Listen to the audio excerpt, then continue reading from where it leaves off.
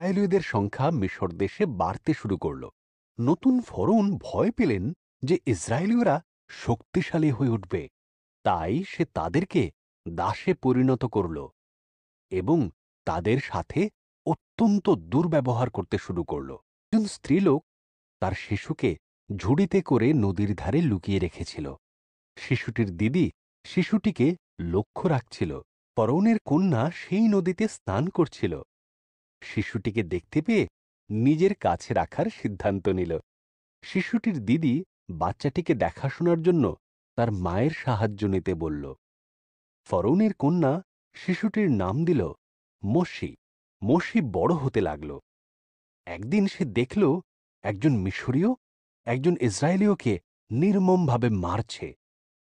মোশি সেই মিশরীয় ব্যক্তিকে হত্যা করল। এরপর সে পালিয়ে গেল মিদিয়ন দেশে। এখানে সে ৪০ বছর মেষপালকের কাজ করেছিল। একদিন মোশি হোরের পর্বতে মেষ পাহারা দিচ্ছিল। একটি জ্বলন্ত ঝোপের ভেতর থেকে ঈশ্বরের কণ্ঠ শোনা গেল, মোশি, আমার সন্তানেরা কষ্ট পাচ্ছে।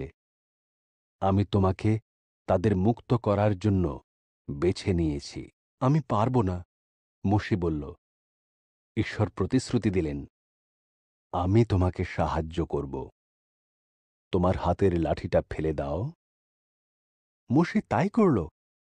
লাঠিটা সাপ হয়ে গেল। যখন সে হাতে তুলে নিল, তখন সেটি আবার লাঠি হয়ে গেল। ঈশ্বর বললেন, তোমার হাত জামার ভেতরে রাখো। মোশে তাই করল। সে দেখল তার হাত ঘায়ে ভরে গেছে। যখন সে আবার এই কাজ করল, সে দেখল ঘা সম্পূর্ণ সেরে গেছে। ঈশ্বর বললেন, ফরৌনকে এটা দেখাও। মোশি বলল, আমি ভালোভাবে কথা বলতে পারি না। ঈশ্বর বললেন, আমি তোমার মুখে ভাষা দেব। তোমার ভাই হারন তোমাকে সাহায্য করবে। তখন মোশি ফরৌনের কাছে গিয়ে ইসরায়েলীয়দের ছেড়ে দেবার কথা বলল।